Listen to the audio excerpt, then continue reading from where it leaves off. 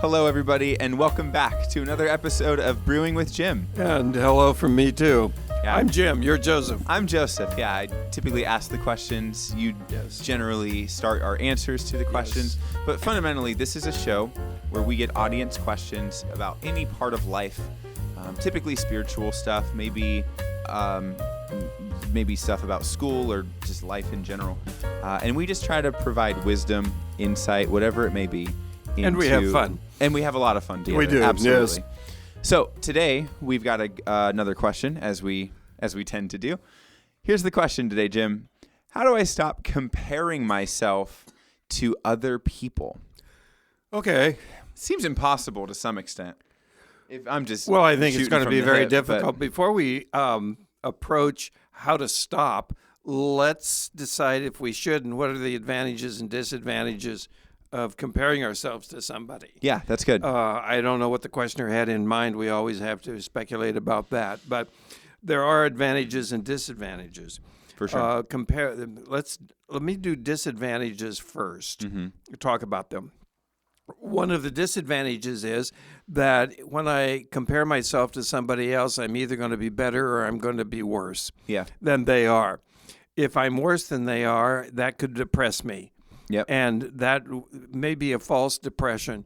It'd be an inadequate or a weak reason to be depressed because you feel like you're missing out on stuff or you feel like you're lacking in some way.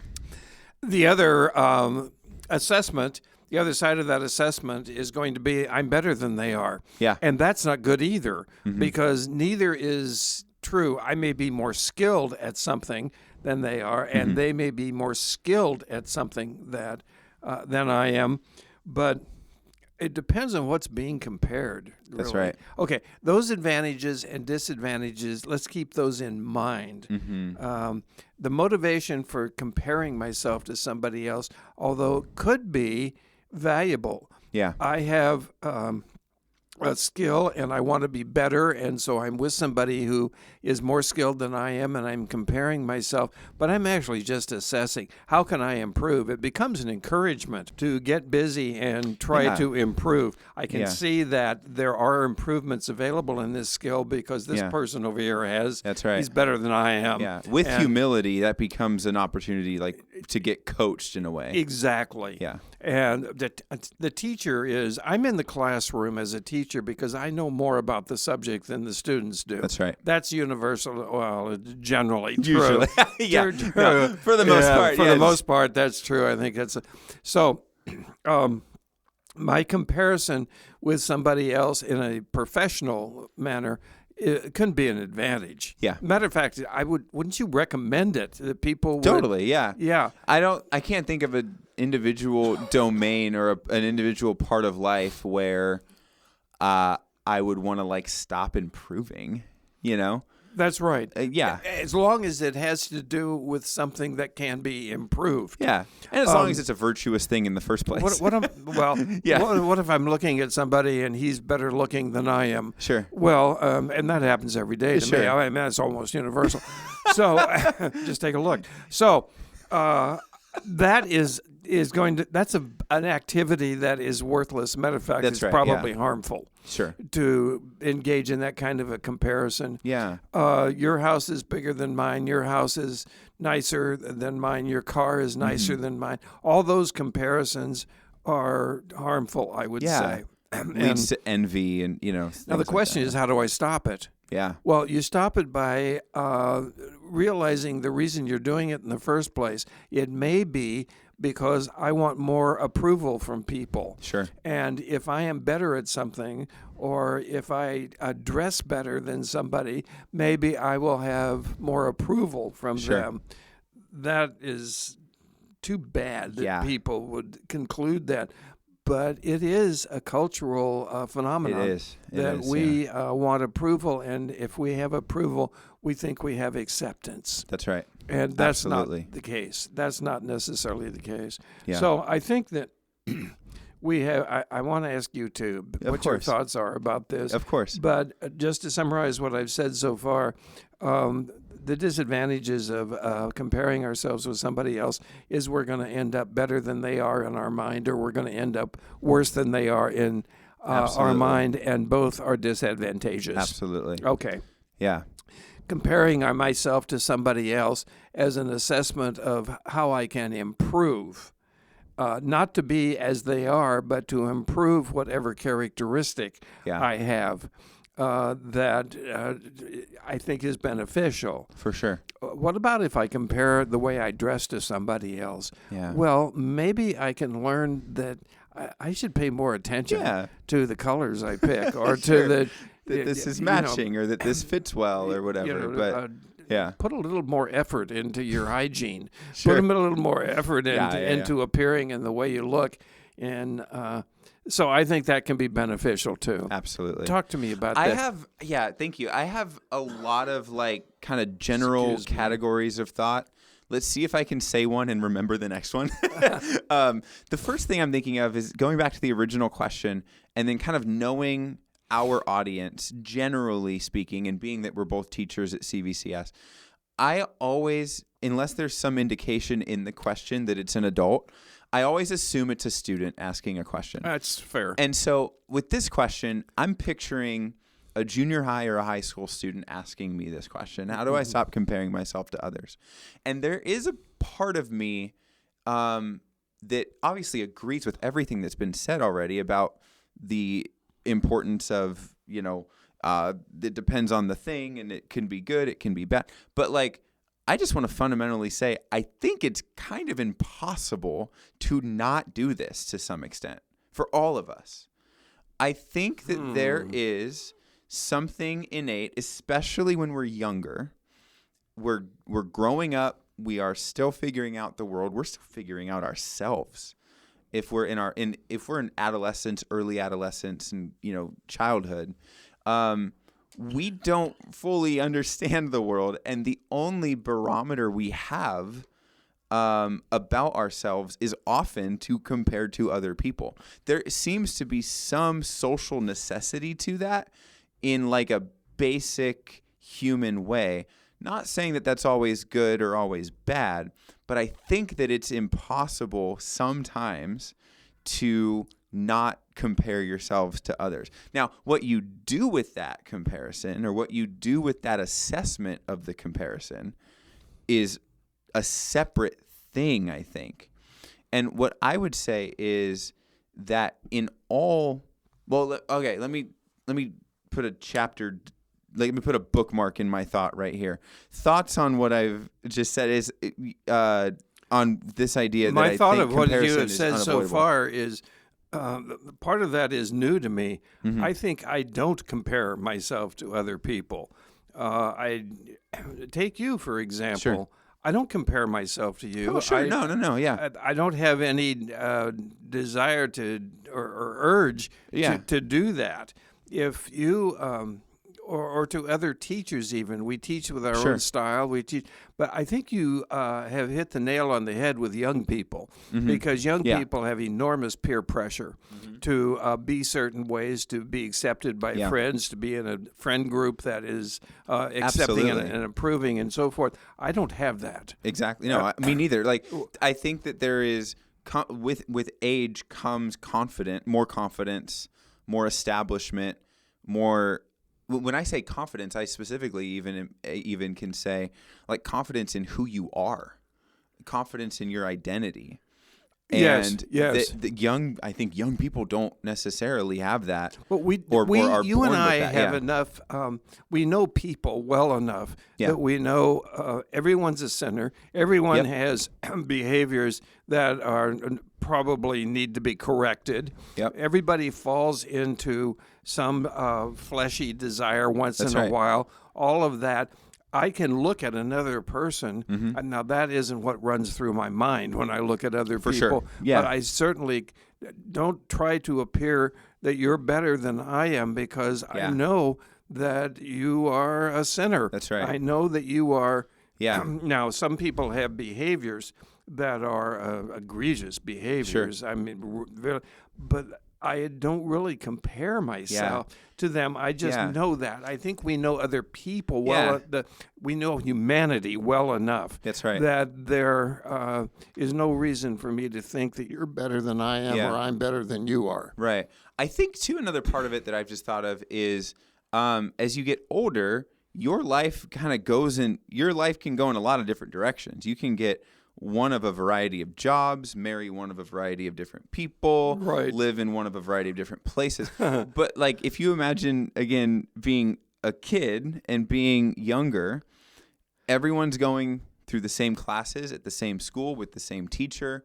And it's hard not to, see what your friend got on a test, can compare it to what you got on a test. That's true. Life naturally is dragging younger people through the same channels, until they get through school, in which case they break out and they meet a whole bunch of different people at different stages of life. Yes, in the school environment, we award students for a variety of things. My personal opinion is that's tragic. Sure. We should not be rewarding students for doing what students are supposed to do. Sure. And that's fair. We went through the self-esteem movement in the late 70s, where, the precious little self-esteems have to be encouraged. And so we award everybody. We award them for showing up. Sure. And unfortunately, that's not the way the world works. That's right. The world, if you don't produce in the world, you're going to be fired. And you're not going to have as much money as the person who accomplishes better than you do. And that is true, despite we would each, I know for sure, acknowledge that money and effort is not our ultimate worth. Acknowledged. Clearly, absolutely, clearly. Go ahead. Yeah. Well, I just am trying to consider that the students have a problem here in their value system. A lot of their value in being accepted is inherent in being in the school system. Yeah, because of the rewards, and people are assessed by their grades instead of their value. Absolutely. By their grades instead of how much they're learning. Oftentimes, students, one will be articulate and can explain something clearly, and the next one or the next 10 cannot do that. Yes. And they're growing and growing and growing. They're not encouraged to become better at that. At articulation, they are discouraged because they are not articulate. That's right. Okay, that can be fantailed into many different areas of a student's life. I'm curious about why someone asks, how can I stop doing this? Is it uncomfortable? Is it painful? Is it harmful? Is it continually disappointing that you're not living up to your peers? Yeah. Are you living in discouragement most of your life because everybody around you seems to be doing better? Yes. And I think that's.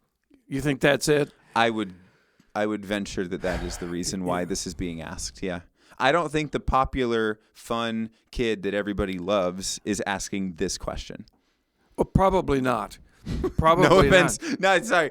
To be clear, no offense to the question asker, but this is the question of someone who is sickened of the repeated comparisons that they are making to others. And that can only mean, that they feel like they're not living up to what other people are doing. I'm around, and you and I are around high schoolers all day long. Yep. And I don't know anymore. I don't know now if they are accepting, rejecting, encouraging, discouraging each other, because their behavior in the classroom generally is guided, and they're not allowed to do that. That's right. Nobody's going to walk up to somebody and say, you're really fat. Yeah. I don't hear that in our classrooms. Not in the rooms, I actually don't hear very often, Sure. My goodness, you're intelligent and you really picked this up well. Yeah. And I wish I could do that as well. Could you help me? I don't hear that either. So these thoughts that they're having are probably private thoughts. And I would wish I weren't comparing myself to others, because the activity is detrimental to me. That's right. The activity is not beneficial to me. I don't use it as an encouragement to improve. Yeah. And so how do I stop doing that? Yeah. I think that if if the reward from comparing yourself goes away, the behavior will extinguish. And yet that seems to fly in the face of what you said, that it's almost impossible to stop comparing yourselves to each other. I think both could be true. Sure. I want to do it less. I'm going to do it less, but sometimes it just hits me in the face. Sure. When right. I see people, or if I have friends that tell me, this guy over here is really very, very nice. Yeah. And sometimes you're not. Yeah, that's right. And so we can get critique from other people, and that will cause us to have to live in this comparison world. Absolutely. Yeah. I think, too, that this applies there's something on my mind, too, of I think that this terminology of, like, comparing ourselves to others, we don't use that terminology all the time, but I think that there are other feelings that have comparison at the foundation that we do. And so I'm thinking of a sermon that our pastor gave. This was probably a year or two ago at this point, but it was just really incredible because the basic idea of this sermon was that there's no barrier, there's no like metric or status that you are lacking that is somehow preventing you from righteousness and accessing Jesus. That we put on ourselves so many, like, I need to, like, before I can be content or before I can feel secure in life, I need to, maybe it's get married, maybe it's have kids, maybe it's own a home, maybe it's get through school, maybe it's have a particular job, whatever. And each of those things, like, my life doesn't feel complete until, and where that value comes from parents sometimes. That may well come from parents. That can come from a ton of different places. It can. But his point was that we can't put off the sense that our identity is in Christ regardless of those statuses. By put off, you mean get rid of or ignore? That we can't ignore the fact that our access to Christ is just as strong if you are single, homeless, childless, poor, than if you had all those things that you wanted in life. That there's nothing about your life status, call it comparison to others, right? There's nothing about your life status that is actually devaluing you in the eyes of Christ. Exactly. And that comes from a Christian worldview. Yes. It is difficult for a young Christian, teenager, an adolescent Christian, to have a correct Christian worldview. Sure. And by correct, I mean a biblical worldview, because there isn't that much spiritual maturity yet. Sure. And that may be the case. So that is the problem. Yeah. That fundamentally is the answer to the original question. How do I stop comparing myself to others? Taking a very Christian lens and applying it to this question and answer. Now, where do I get that Christian lens? It's this. Well, let me say it first. It's this idea that regardless of the results of your comparisons, you are loved and you are known. Right, the way you are. Yes. And so when you feel that, and that takes time, like you said, and we'll talk about how do we develop that. When you feel that, though, and you can begin to actually embody that, you may keep comparing yourselves to others or not, but the results of those comparisons have less effect on you, and you live with them less. That's ultimately my point and my, like, I guess, big, like, meta answer. But go ahead. How do we develop that perspective? I was thinking, how does a teenager who is spiritually immature but nevertheless growing get that worldview, get the biblical concept of love, acceptance, the way you are right now, sinful, and how with aberrant behavior that you're ashamed of, that you may not tell anybody about. How do I get that worldview that I can? And the answer to that is, hopefully you would get it from the church. Yep. But I am convinced from my experiences, which are not thin, that the church is very poor at discipling, very, very poor at discipling. The church, the pulpit, will, and the Sunday school teacher will give values, will give behavior values almost always, and does not talk enough about how you can accept somebody else who is obviously lacking in some of the Christian values as they have been presented. The church doesn't do a good job of that. That's right. why I became a mentor and introduced mentoring programs.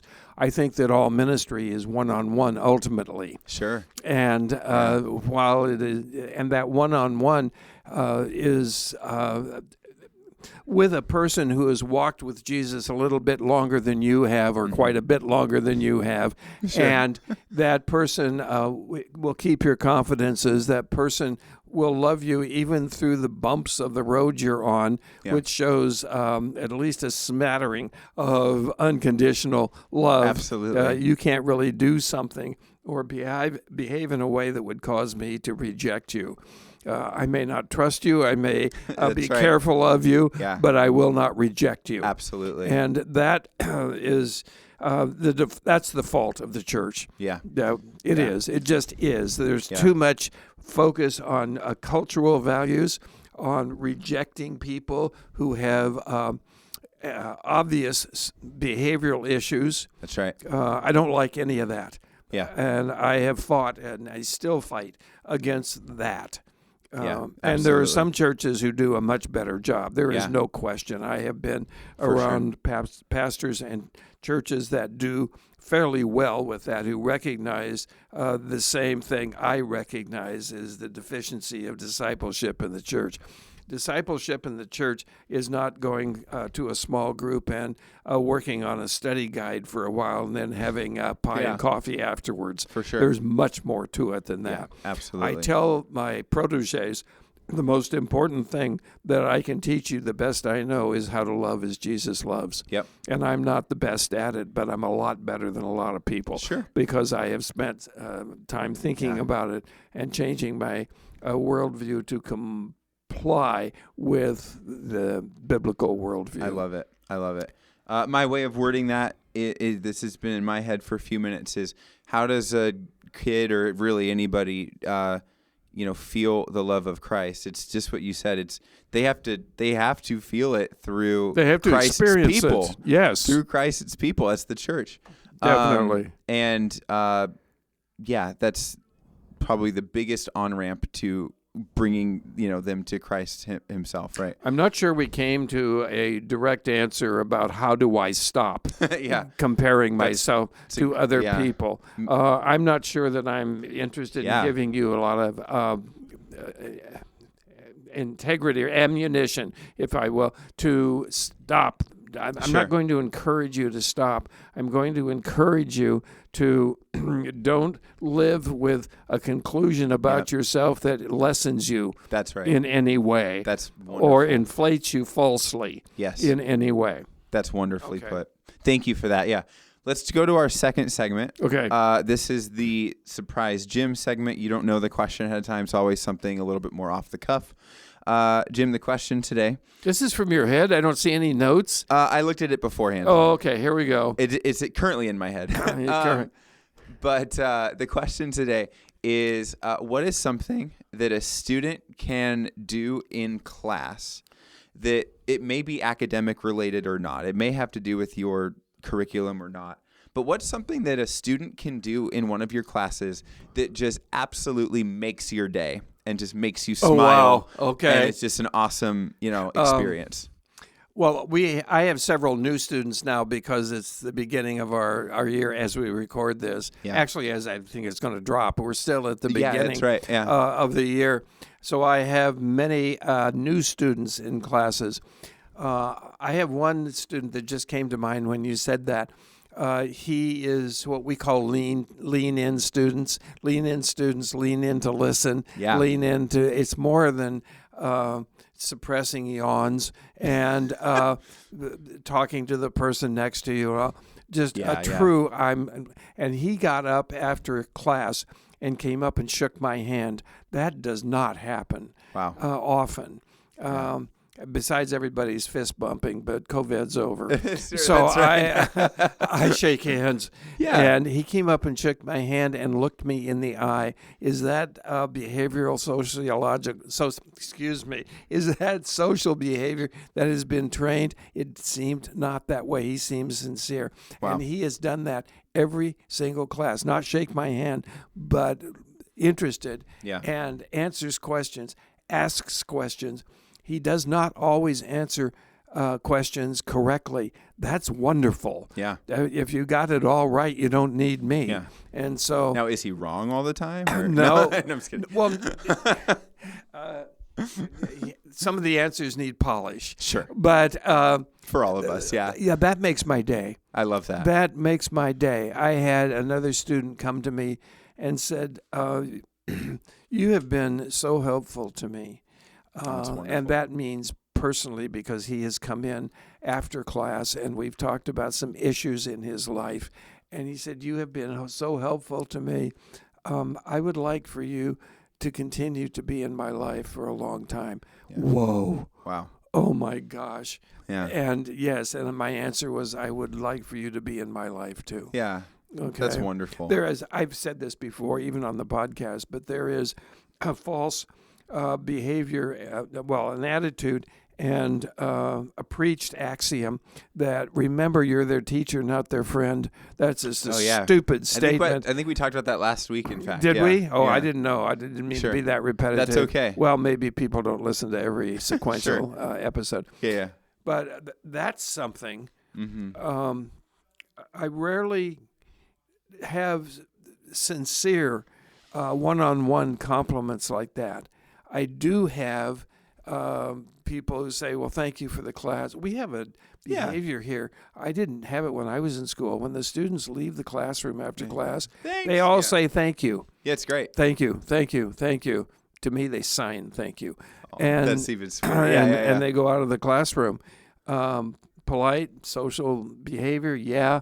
But when somebody comes up and says something that is encouraging to me, we need encouragement too, Yeah. you know? Absolutely. There's the answer to the question. I love that answer. That's a wonderful answer.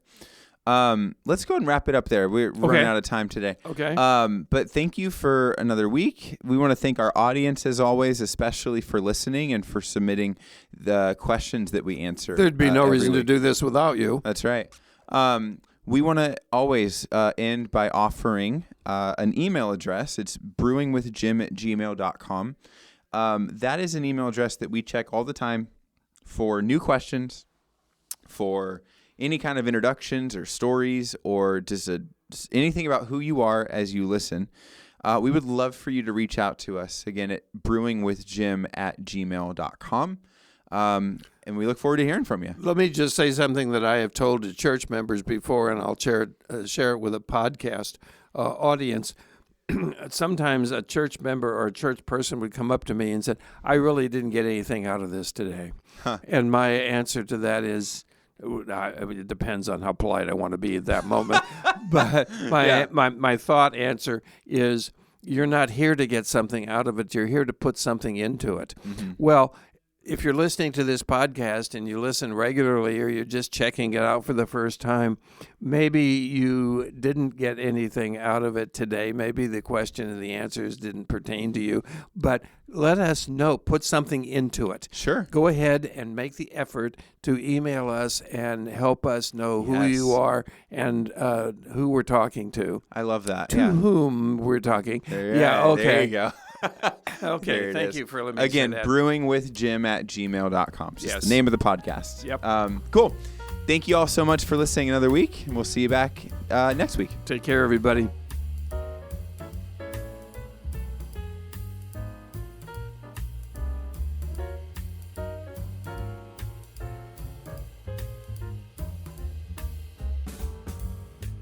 The topics that are covered and the answers that are offered during episodes of Brewing with Jim are designed to mine the wisdom attained from a life of pastoral ministry and care. They do not constitute professional or clinical training or expertise in the areas of counseling or mental health. CVCS and its podcast network want to provide a platform for the discipleship of our community. Brewing with Jim is our attempt to foster that environment in a format that is accessible for everyone to participate in.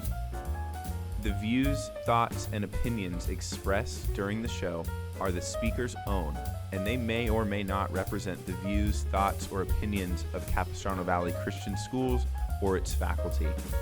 The material and information presented here is for general information purposes only. This episode has been a production of the Capistrano Valley Christian Schools Podcast Network. Capistrano Valley Christian Schools is a Christian JK through 12 school in San Juan Capistrano, California. Be sure to check out, subscribe to, and leave a review of this show and the other shows on our network on your podcast player of choice. Doing so supports the school community in a multitude of ways. For more information about the CVCS Podcast Network or any of our other shows, check out cvcs.org or email podcasts@cvcs.org. On behalf of the whole network, this is Mr. Jasper saying thank you again for listening and stay tuned for more.